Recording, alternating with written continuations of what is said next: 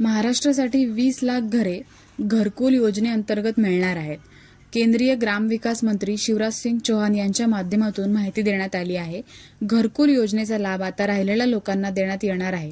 पूर्वी जे नियम होते, काही अटी शर्ती होत्या, त्यामध्ये बदल करण्यात आले आहेत, ज्यामुळे घरकुल योजनेचा लाभ घेण्याची प्रक्रियाही सुलभ होणार आहे. आता कोणत्या अटी होत्या आणि आता त्या अटी नसणार हे आपण बघणार आहोत.